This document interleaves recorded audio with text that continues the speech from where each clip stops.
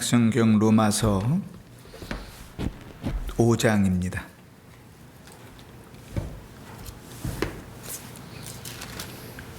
12절로 20절까지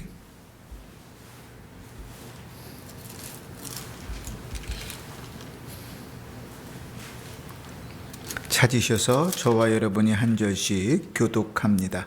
로마서 5장 12절로 20절까지 한 절씩 교독합니다. 그러므로 한 사람으로 말미암아 죄가 세상에 들어오고 죄로 말미암아 사망이 들어왔나니 이와 같이 모든 사람이 죄를 지었으므로 사망이 모든 사람에게 이르렀느니라.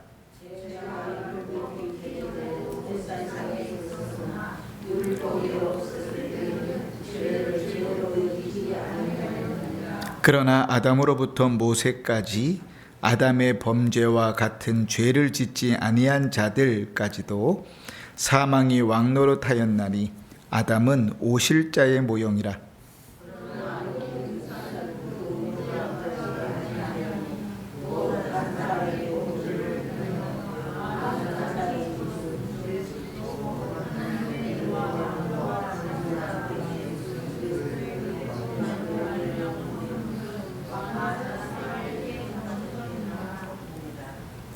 이 선물은 범죄한 한 사람으로 말미암은 것과 같지 아니하니 심판은 한 사람으로 말미암아 정죄에 이르렀으나 은사는 많은 범죄로 말미암아 의롭다 하심의 이름이니라.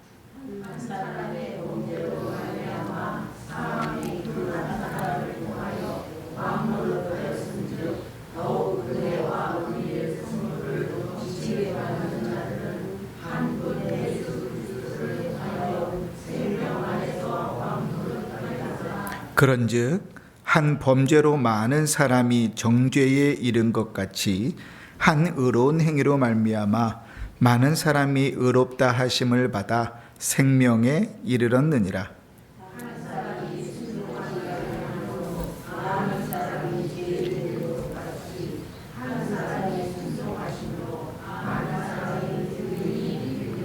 율법이 들어온 것은 범죄를 더하게 하려 함이라.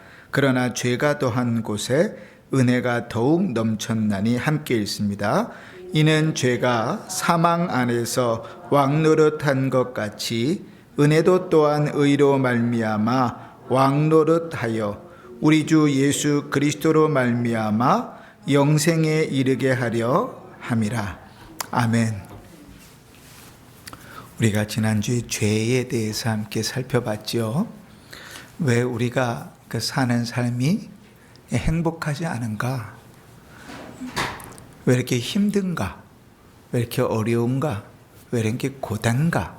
여러 가지 이유들을 이렇게 살펴볼 때 성경은 우리에게 죄 때문이다 이렇게 가르치지요. 그러면 이렇게 생각할 수 있잖아요. 아니 왜 하나님은 그 죄라는 것을 만들어 가지고 우리를 이렇게 고단하게 만드는가?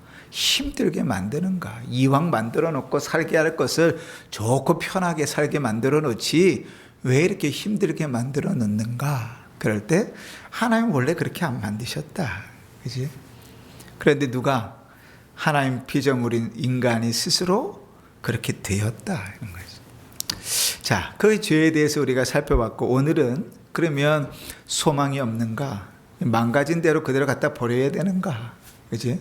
핸드폰 여러분 쓰시지요? 아이고 예배 드리십시다. 저를 좀 집중해서 보세요. 아이고 참 핸드폰 쓰시지요? 핸드폰 고장 나면 어떻게 해요? 고쳐서 쓰십니까? 그래서 뭐 5년도 쓰고 10년도 쓰고 그러세요? 아이고 뭐 2년, 3년, 4년 쓰면 많이 썼다 그러죠, 그죠? 갖다 버리는 거죠. 그러니까 하나님께서 죄 가운데 있는 우리 인간이 죄인이니까 이거 고쳐 쓰지 말고 갖다 버리자. 그리고 버리시면 우리에게는 전혀 소망이 없죠. 근데 갖다 버리지 않으시고 어떻게 이제 고쳐 쓰실 생각을 하시는 거예요. 그게 뭔가 하면 언약입니다. 언약.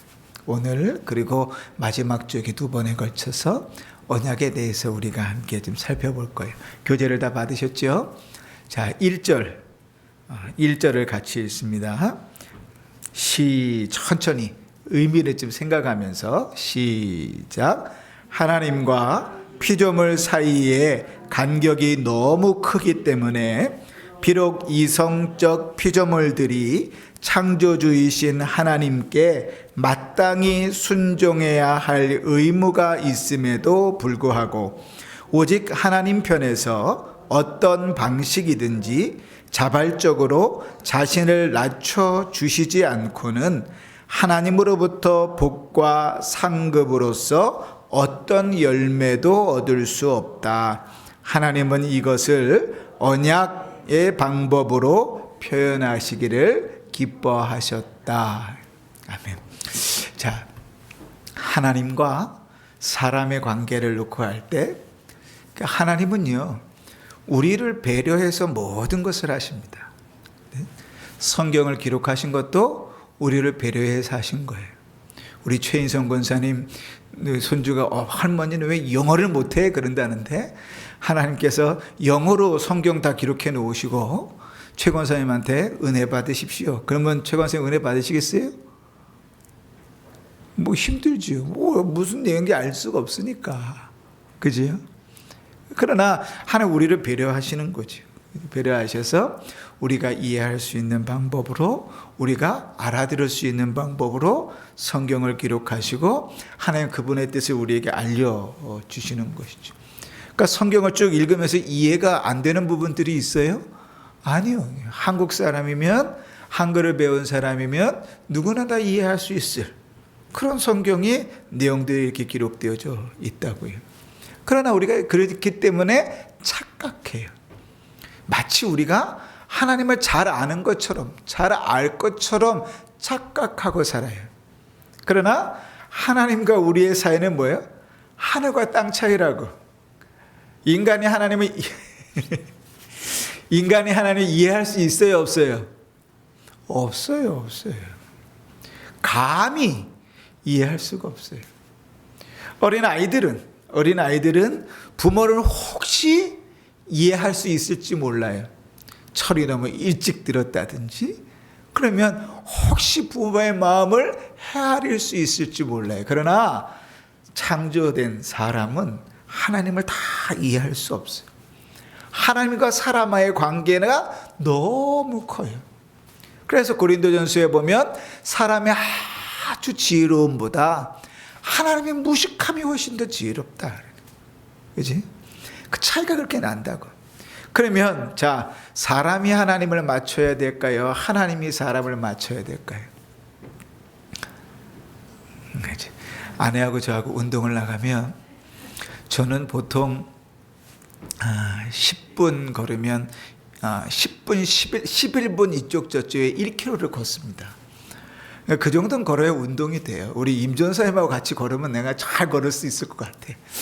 한 10분, 11분 정도 걸으면 1km씩 걸어요. 그러니까 한 3km 뭐 걷는다 그러면 30분 이 정도면 3km 걷거든요. 그 집에서 여기 오는데도 한번 맘 먹고 오면 35분 정도면은 집에서 여기까지 걸어와요. 근데요, 저희 아내는 저에 비해서는 참 속도가 느려요. 그래서 제가 아내의 속도를 맞춰가면 그냥 마음을 다 비우고 산책을 한다 이렇게 생각하고 하면 아내와 같이 걸으면 돼요. 그러면 아내는 운동이 되지만 저는 그냥 뭐 그 시간을 그냥 아내하고 얘기했던 정도 이상의 의미가 없어요. 저는 운동이 안 되거든요.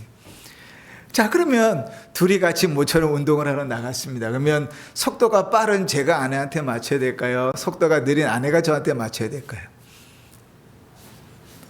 그죠? 제가 맞춰야 되겠죠. 그죠? 아내가 저한테 맞추기 시작하면 그때부터 싸움이 납니다. 내가는 어떻게 난 최선을 다해서 따라가고 있는 거 싸움이 나죠. 그죠? 누구든요, 잘하는 사람이 못하는 사람을 맞춰주는 거예요. 그죠? 선생님이 더 잘 알겠어요? 학생이 더 잘 알겠어요? 그렇죠? 선생님이 더 잘 알아요. 그러니까 학생을 가르치는 거예요. 자, 하나님과 우리의 사이가 간격이 너무나 멉니다. 우리는 하나님을 이해할 수도 없고 깨달을 수도 없어요. 그러면 우리가 하나님한테 맞춰야 되겠습니까? 하나님이 우리에게 맞춰야 되겠습니까? 그렇지요. 하나님께서 우리에게 맞춰주셔야 우리에게 유익이 있고 이득이 있죠. 그럼 하나님께서 우리에게 맞춰주시는 걸 어떻게 맞춰주시느냐? 언약이라는 방법을 통해서 우리에게 맞추어 주신다는 거예요. 이 언약이라는 것은요, 무슨 내용에 담고 있냐면 당연히 우리가 우리를 지으신 하나님 앞에 해야 되는 일들이에요. 그지? 당연히 해야 되는 일들이에요. 우리가 오전 난예배 때도 말씀드려서 나눴지만 하나님의 피조물은 당연히 하나님을 기쁘시게 하면서 살아야 돼요. 이건 당연한 거예요. 지음을 받은 자가, 그죠? 지으신 이에겐 네가 나한테 맞춰라 이럴 수는 없어요. 그죠? 제가 돈을 주고 노예를 샀어요. 그러면 주인이 노예한테 맞춥니까? 노예가 주인한테 맞춥니까? 그렇죠. 노예가 주인한테 맞춰야 되는 게 맞아요. 그렇잖아요? 마찬가지로 우리는 지음을 받았으니까 지으신 하나님께서 원하시는 대로 사는 게 맞아요. 그런데 그게 안 돼요. 너무나 간격이 멀어가지고 그 뜻을 알 수도 없고 깨달을 수도 없어요. 그래서 하나님께서 그 수준을 낮추셔가지고 우리에게 언약, 약속을 맺으시는 거예요. 그래서 살게 하시는 것. 이게 오늘 이제 그 내용들입니다. 그래서 오늘 성경에, 오늘 우리가 읽었던 내용에 보면 하나님께서 낮추시지 않고는 하나님으로부터 오는 복과 상급의 열매를 누릴 수가 없다. 그러니까 우리가 살아가는 삶 속에 누려지는 모든 유익은 누구로부터 오는 거예요? 하나님으로부터 오는 거예요. 하나님께서 주시니까 누리고 사는 거예요. 자, 그래서 우리가 주는 모든 유익 중에 가장 중요한 게 뭐냐면 생명에 대한 거죠. 그죠? 사는 문제지. 제가 늘 말씀드리잖아요. 죽으면 다 소용없어요. 산에 진미가 깔려있으면 뭐예요? 소용없어요. 백만장자면 뭐예요? 소용없어요. 죽으면 관에 실려서 짐칸에 오는 거예요. 아무리 돈이 많아도 관을 1등석에 실어주는 항공사는 전혀 없어요. 그나마 숨이라고 붙어있는 살아있어야 1등석 자리라도 비고 들어가는 거죠. 죽으면 그것도 없어요. 살아야지. 그러니까 하나님께서 우리에게 주신 많은 유익, 특별히 언약을 통해서 우리에게 허락하시는 것 중에 가장 소중한 것, 가장 기본이 되는 게 뭔가 하면 생명에 대한 거예요. 하나님께서 사람을 만들어 놓으시고 에덴 동산에 사람들을 다 만들어 놓으시고 모든 사람이 살 수 있는 것들을 갖추어 놓으시고 그 속에다가 아담과 하와를 놓으셨습니다. 그죠? 동산 중앙에는 선과 악을 알게 하는 나무와 생명나무를 딱 놓고 자, 이게 너희와 나 사이의 기준이야 이렇게 삼아 놓으셨어요. 그러면서 하나님께서 약속을 하십니다. 뭐라고 약속하세요? 다 먹어도 좋아. 너희 마음대로 다 해도 좋아. 그런데 이 동산 중앙에 있는 선과 악을 알게 하는 나무의 열매만은 먹지 말아라. 먹으면 반드시 죽을 것이다. 이게 하나님께서 맺으신 언약 약속이었어요. 그 아담과 하와는 어떻게 했을까요? 예, 알겠습니다. 안 먹겠습니다. 그랬겠죠. 까짓것 동산 모든 에덴 동산에 있는 나무의 열매는 다 먹지 말고 중앙에 있는 그 하나만 먹어야 돼? 그러면 걱정이 될 텐데. 그죠? 그럼 걱정이 될 텐데 하나님 다 먹어도 되는데 하나만 먹지 말라 그랬어요. 까짓것 그거 없는 셈 치면 되잖아요. 그죠? 그 언약을 뭐라 그러느냐? 행위 언약이라 그래요. 우리 2절을 읽어볼까요? 2절 읽습니다. 시작. 하나님께서 사람과 맺은 최초의 언약은 행위 언약이었다. 여기까지. 그 왜 행위 언약이냐? 아담이 하나님의 말씀하신 대로 순종해서 먹지 않으면 생명을 얻고 불순종해서 먹으면 죽는 거예요. 그러니까 하나님 그것을 약속하셨어요. 자, 그런데 한번 생각해 봅시다. 하나님께서 우리에게 아담과 하와와 맺으신 그 언약이 불합리한가요? 다시 하나님께서 동산에 있는 모든 나무의 열매를 먹으면 너는 반드시 죽을 거야. 동산 중앙에 있는 하나의 나무의 열매만 먹어야 돼. 그러면 우리가 합리적이에요, 불합리적이에요? 하나님 너무 불공평하신데요? 그죠? 그럴 수 있잖아요. 그런데 하나님은 언제나, 아까 서두에 뭐라 했어요? 언제나 우리 편에 되어주시고 우리를 위해 주신다 그랬잖아요. 그렇죠? 하나님은 어떻게 언약을 맺으셨어요? 동산에 있는 모든 나무의 열매는 먹어도 돼. 그러나 뭐만 먹지 마라? 선과 악을 알게 하는 나무 열매만 하나만 먹지 마라. 이게 불공평합니까? 공평합니까? 불공평하죠. 하나님의 입장에서는 불공평하죠. 우리 입장에서는 너무 좋죠. 근데 하나님은요, 언제나 우리하고 이렇게 약속해요. 우리는 아주 악해가지고, 악랄해가지고, 죄를 쉽게 짓지만요, 하나님은요, 언제나 그러셨어요. 예를 들어서, 하나님께서 안식일을 기억하여 거룩히 지키라. 그러시잖아요. 주일은 꼭 지켜야 되는 거야. 라고 말씀하시죠. 그죠? 그런데 하나님께서 주의 날, 주일을 지켜야 되는데, 일주일이 7일인데, 7일 동안 6일은 내 거야. 그러니까 너희는 6일 동안 예배를 드려야 돼. 그리고 하루 동안 열심히 일해서 돈 벌고 너희 먹고 살 것들을 준비해. 라고 이야기하셨어도 우리가 뭐라고 할 말이 있어요? 없어요? 없어요. 우리는 원래 하나도 안 가진 자거든.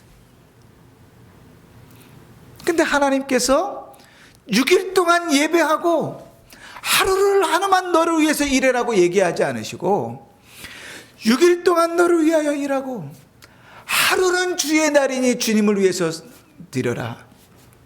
불공평해요? 공평해요? 우리 입장에서는 땡큐죠. 7개 중에 6개를 주셨잖아요. 그런데 우리의 이 악함이 어느 정도인가 하면 주님 그 6개 가지고는 난 못 살겠습니다. 그리고 7개 하나님께 있는 거 그 하나마저도 빼앗아다가 내 맘대로 쓰는 게 사람이라고. 그게 죄예요, 죄. 하나님께서 에덴 동산에서 허락하셨을 때요, 하나님은 절대로 에덴 동산에 있는 모든 나무의 열매를 먹지 말라고 이야기하지 않으셨어요. 까짓것 그거 하나 없는 셈 치지 라고 하는 동산 중앙에 있는 단 한 나무의 열매만 먹지 말라 그러셨어요. 우리 입장에서는 손해보는 장사가 아니죠. 얼마나 큰 은혜입니까? 하나님께서 마음먹고 그런 반대로 이야기하셨어도 우리는요, 피조물이기 때문에 그대로 순종할 수밖에 없어요. 그런데 하나님께서 그걸 반대로 얘기하셨으니 얼마나 감사해요. 모든 것이 마치 내 것인 것처럼 누리는 거죠. 그럼에도 불구하고 죄는 뭐예요? 하나님께서 먹지 말라 한 그 하나까지도 먹어버려서 하나님 앞에 불순종한 게 죄예요. 우리는 이럴 수 있잖아요. 하나님 많이 줘봤으면 당신이 많이 줬으니까 많이 안 주니까 그런 거 아닙니까? 지금 넉넉하게 줬어 봐요. 나도 남들처럼 주일 지키면서 예배드리고 싶어요.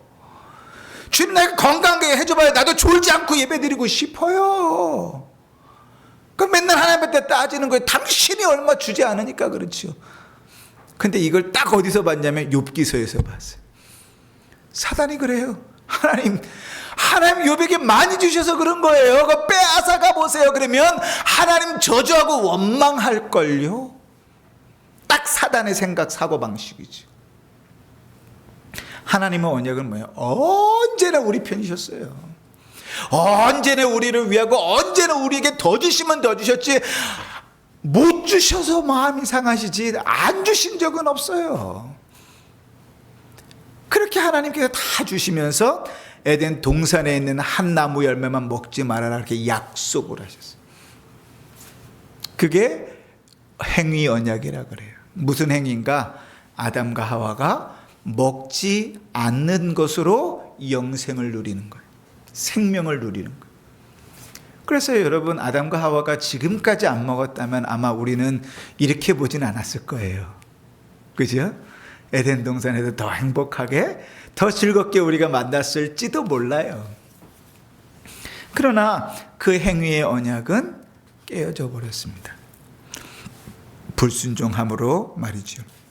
자, 우리 2절 밑에 있는 창세기 2장 17절과 갈라디아서 3장 10절을 읽으십시다. 시작.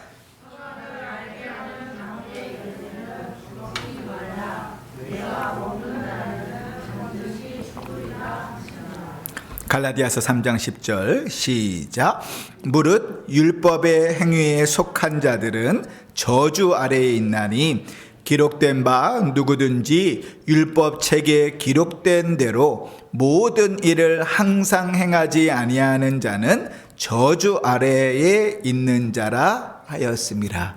아멘. 문제는 무엇인가 하면 이제 아담과 하와가 죄를 범한 이후의 모든 인간은 이제 아담과 하와처럼 스스로 순종해서 행위 언약을 통해서 생명을 유지할 수 있는 능력을 잃어버렸다는 거예요. 우리는 맨날 그렇게 후회하잖아요. 하나님 앞에 하나님 안 그러겠습니다. 한 번만 기회를 주십시오. 한 번만 기회를 주십시오. 이제 차 떠난 다음에 막 손을 세워달라고. 이제 요즘은 그나마도 안 세워져요. 옛날에는 좀 지나가도 세워졌는데 요즘은 버스 정거장에다 딱 지나가면 그 다음부터는 아무리 손을 흔들어도 안 세워지더라고요. 버스는 떠나버린 거죠. 아담과 하와가 범죄한 이후부터 모든 사람은요 하나님의 뜻에 불순종하며 살아요. 하지 말라는 거 왜 그렇게 하는지 몰라요. 좀 하지 마십시오. 잘하십시다. 그러면 꼭 우리 마음속에 일어나는 것 같아요. 하지 말라니까 어디 한번 해볼까? 더 해요. 더 열심히 해요. 막 눈치를 줘도 막 해요. 막. 그죠? 그게 죄예요, 죄. 우리 안에 죄된 성품이 있어서 그래요. 그 하라 그러는 거는 또 안 해요. 지지리도 안 해요. 아주 안 해요. 이게 우리 안에 있는 죄된 성품이죠. 그러니 하나님께서 이제 더 이상은 행위로는 언약을 맺을 수가 없겠다. 에덴 동산에서 아담과 하와에게 그렇게 너희가 순종함으로 생명을 누릴 수 있도록 했는데 더 이상은 너희 능력으로는 너희 실력으로는 그 죄 때문에 더 이상 너희의 순종함으로 생명을 누릴 수 없겠다. 순종함으로 생명 누리길 기대하다가는 다 죽겠다. 그래서 하나님께서 그러나 하나님 언제나 우리를 위하신다 그랬잖아요. 그러니까 어떻게 이것들을 살릴까 고민하는 가운데 하나님 내신 방법이 뭐냐면 은혜 언약입니다. 은혜 언약. 자, 3절을 읽으십시다. 두 번째 줄까지만 읽겠습니다. 시작.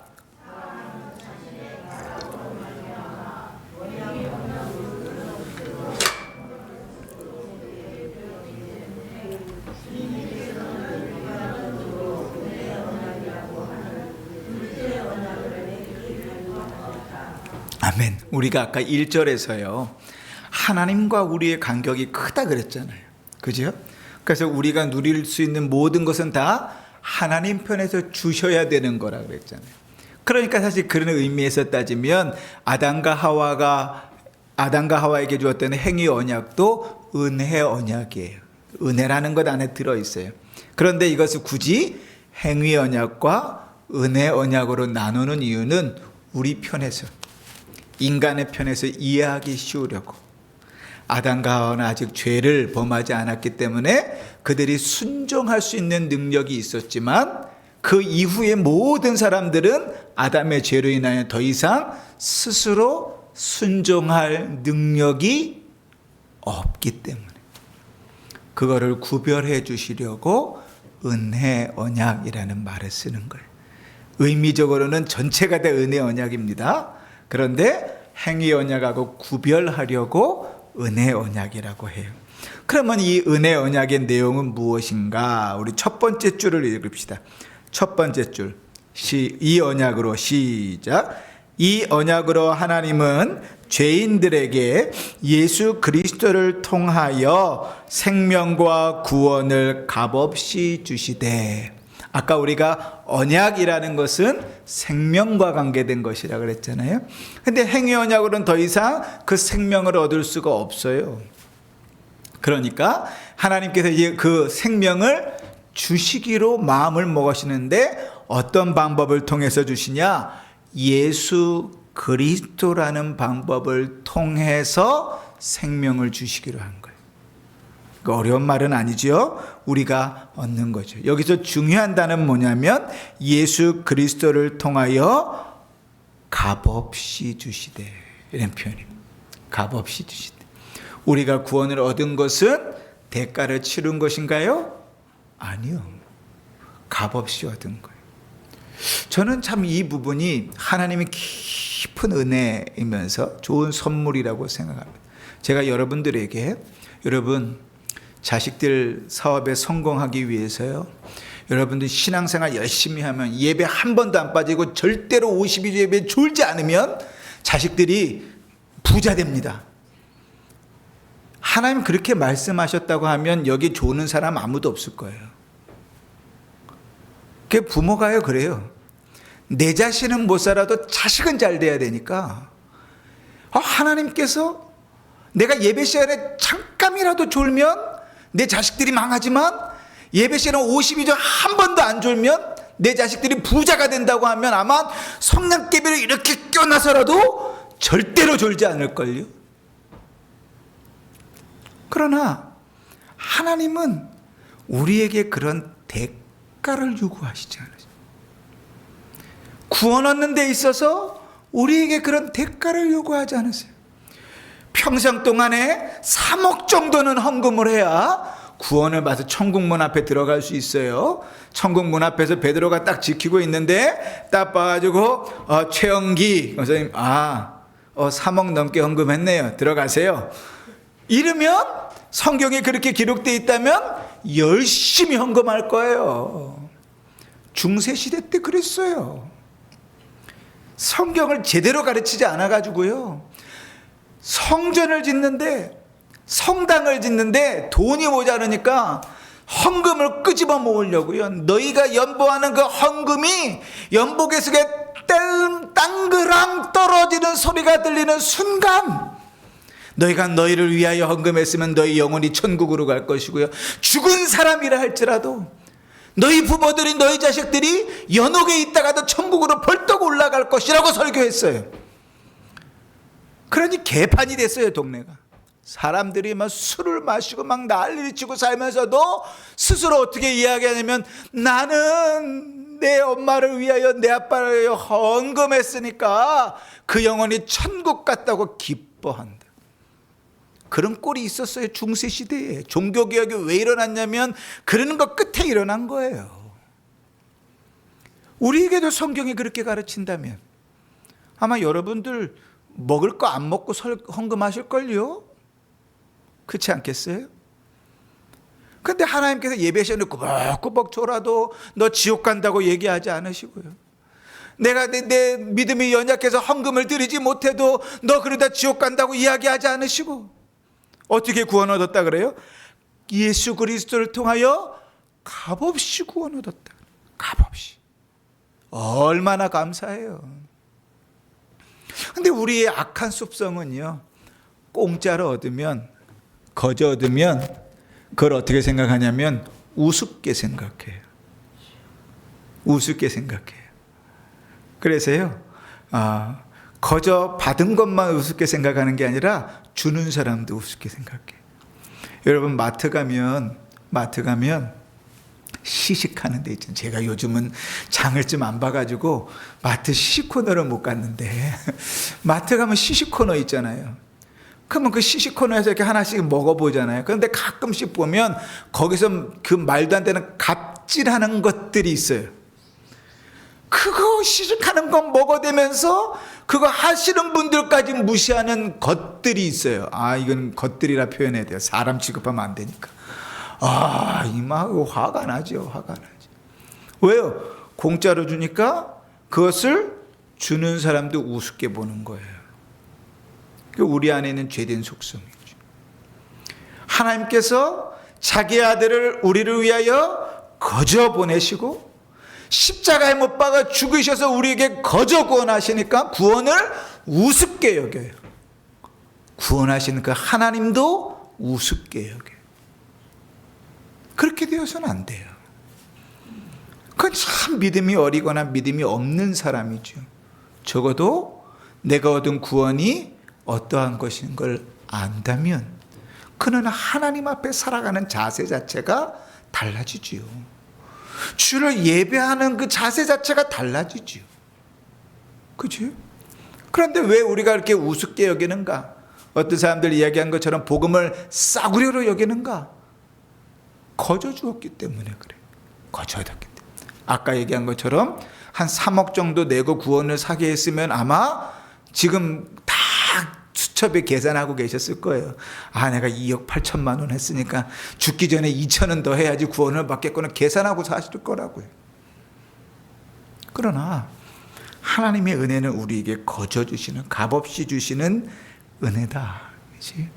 그래서 성경이 우리에게 허락하시는 것은 그 깊이를 깨달아서 믿음의 삶들을 살아가는 거예요. 그러면 하나님께서 우리에게 거저 주시는데 우리가 할 건 아무것도 없는가? 우리 그 다음 줄을 읽어봅시다. 그들이 시작. 예수님에 대한 믿음을 요구하셨다. 아멘. 아니, 그러면 어떻게 그것을 거저 없습니까? 믿음이 있어야 된다. 믿음이 없이는 불가능하다. 우리 그 다음 장으로 좀 넘기셔서요. 마가복음 16장이 있습니다. 찾으셨습니까? 세 번째 마가복음 16장 같이 읽습니다. 시작. 또 이르시되 너희는 온 천하에 다니며 만민에게 복음을 전하라. 믿고 세례받는 사람은 구원을 얻을 것이요 믿지 않는 사람은 정죄를 받으리라. 요한복음 3장 16절 시작. 하나님이 세상을 이처럼 사랑하사 독생자를 주셨으니 이는 그를 믿는 자마다 멸망하지 않고 영생을 얻게 하려 하심이라. 아멘. 그 밑에 보시면 갈라디아서 3장 11절 시작. 또 하나님 앞에서 아무도 율법으로 말미암아 의롭게 되지 못할 것이 분명하니 이는 의인은 믿음으로 살리라 하였습니다. 아멘. 하나님께서 구원의 은혜를 거저 주시는데 우리에게 준비되어야 될 게 뭔가? 믿음이라. 믿음. 그러나 여러분, 믿음 어떻게 가져야 됩니까? 어떻게 믿음을 가져야 돼요? 성경 많이 읽으면 됩니까? 설교 많이 들으면 됩니까? 어떻게 믿음을 가져요? 어떻게 믿음이 자라납니까?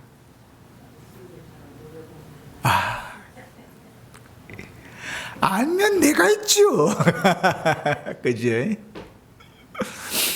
여러분, 성경이 우리에게 그 믿음의 시작을 뭐라고 얘기하냐면 선물이라 이렇게 얘기합니다. 그죠?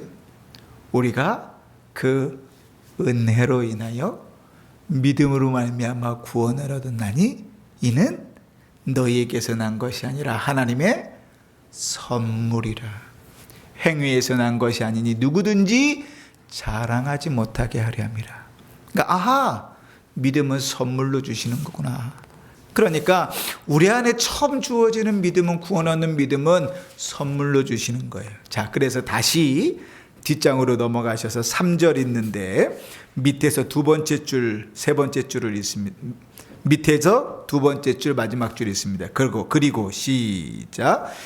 그리고 하나님은 생명을 얻도록 예정된 모든 사람에게 그들이 자발적으로 믿고자 하며 또 믿을 수 있도록 하기 위해서 성령을 주실 것을 약속하셨다. 아멘.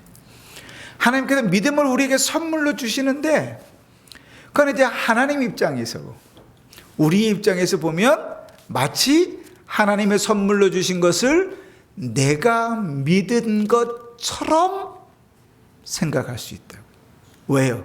내가 교회에 나가는 것이고 내가 믿어주겠다고 이야기하니까 마치 내가 하나님을 믿은 것처럼 보여질 수 있어요. 그러나 성경은 뭐라고요? 하나님께서 우리에게 그 믿음을 선물로 주시지 않으면 우리가 믿을 수 있다 없다? 없다. 여러분 한번 생각해 보세요. 밖에 나가서 전도를 하잖아요. 그치? 전도를 하면 사람들이 복음을 못 들어서 예수를 못 믿나요? 아니요. 요즘처럼 성경의 내용들을 쉽게 대할 수 있을 때가 어디 있어요. 그런데 안 믿어요. 복음이 들려져도 안 믿어요. 믿음이 좀 생겼으면 좋겠는데 생기지 않아요. 하나님께서 은혜를 베풀지 않으시면 불가능하죠. 그렇죠? 그러나 하나님께서 믿음을 주시면 죽은 자가 살아났으니까 그 다음부터는 그 사는 삶이 건강해지는 것은 누구의 역할도 있어야 돼요? 우리 역할도 있어야 돼요. 그래서 구원받은 자인데 믿음이 자라지 않아요. 평생 믿음이 자라지 않고 거기도 다른 박질하고 있어. 그러면 그건 영적으로 되게 게으른 사람이에요. 왜요? 내가 해야 될 일을 안 하는 것이거든. 내가 해야 될 일은 뭐예요? 성경이 우리에게 가르치고 있는 대로 말씀을 들어야죠. 말씀도 읽어야죠. 묵상해야죠. 전도해야죠. 그죠? 봉사해야죠. 섬겨야죠. 성경이 우리에게 가르친 말씀들 다 순종해 살아가야 되는데 그 일들을 게을리 하는 거예요. 그럼 믿음이 자라지 않아요. 근데 하나님께서요, 태어났는데 어린아이로 있다가 끝나길 바라시겠어요? 자라길 바라시겠어요? 자라길 바라겠죠. 그러니까 억지로라도 먹이는 거예요. 우리 준이 태연이 아까 봤지만 밥 잘 먹더라고요. 근데 안 먹으면 어떻게 해요?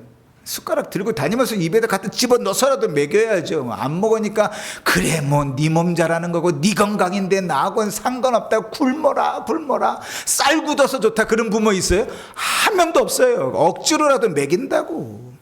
그러니까 하나님 그러시죠. 고난과 역경과 괴로움을 줘서라도 하나님 앞에 찾게 하고 나오게 하고 하나님 앞에 나아가게 하는 거죠. 은혜를 입게 하는 거죠. 그러니까 얻어맞고 주님 앞에 오는 건 참 바보 같은 일이에요. 쉽지 않지만. 자, 하나님께서는 믿음을 우리에게 허락하신다. 그런데요, 믿음은 아무한테나 주지 않아요. 믿음을 허락하셔야 예수를 믿고 구원을 얻는데 그 믿음은 아무에게나 허락되지 않아요. 우리가 늘 고백하는 내용이죠. 창세전에, 그죠? 세상을 창조하시기 전에 하나님께서 뭐 하신 대로? 그러니까 창조하시기 전에 하나님께서 뭐 하신 대로? 택하신 대로. 그걸 우리가 두 글자로 뭐라 그런다 그랬어요? 예정하신 대로. 그렇죠. 훌륭해요. 훌륭해요. 예정하신 대로. 예정하신 자에게 이 땅을 살아가면서 그들을 믿게 하신다. 사람마다 달라요. 어떤 사람은 어렸을 때부터 예수를 믿게 하시고 어떤 사람은 죽기 직전에 예수를 믿게 하는 사람이 있어요. 우리는 성경에서 그 증거들을 너무 밝히 보잖아요. 그치?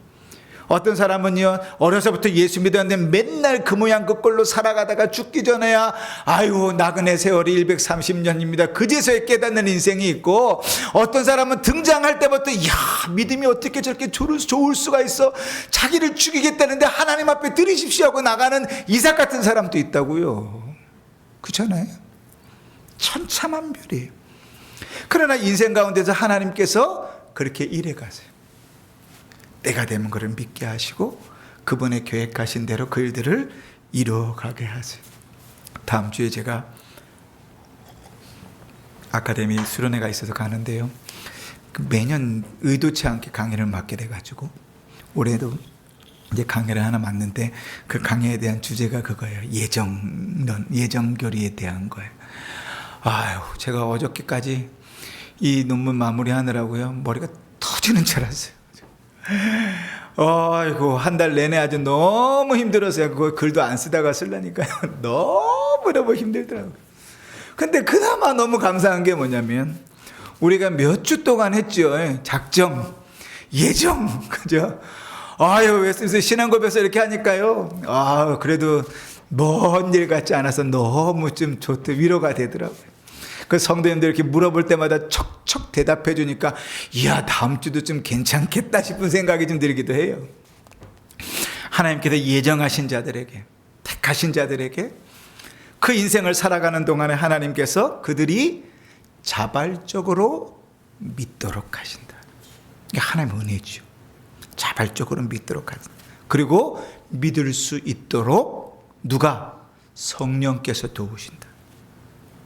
이게 성경이 우리에게 가르치는 내용들입니다. 자, 그럼 뒷장으로 넘기셔서 우리 성경 두 군제를 읽고 우리 마치도록 하겠습니다. 맨 마지막에 에스겔 36장 26, 27 시작. 또 새 영을 너희 속에 두고 새 마음을 너희에게 주되 너희 육신에서 굳은 마음을 제거하고 부드러운 마음을 줄 것이며 또 내 영을 너희 속에 두어 너희로 내 율례를 행하게 하리니 너희가 내 규례를 지켜 행할지라. 아멘. 에스겔 선지자에게 성령을 부어주실 것을 이야기하십니다. 그것을 주님께서 이렇게 얘기하세요. 요한복음 6장 44, 45절 시작.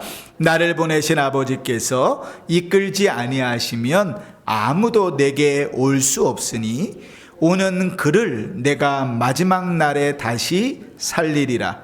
선지자의 글에 그들이 다 하나님의 가르치심을 받은지라 기록되었은즉 아버지께 듣고 배운 사람마다 내게로 오느니라. 아멘. 오늘 우리가 하나님께서 우리와 맺은 언약이 두 가지가 있다고 그랬습니다. 행위 언약과 은혜 언약을 맺으셨다. 그 은혜 언약과 행위 언약 가운데서 우리에게 무엇을 주셨다? 생명을 주셨다. 사실을 기억하시면서 우리가 예수를 믿고 믿음으로 살아가는 것이 얼마나 큰 은혜인가를 다시금 묵상하시고 감사하시고 찬송하는 삶을 사시기를 주의 이름으로 축원합니다. 아멘. 찬송가 213장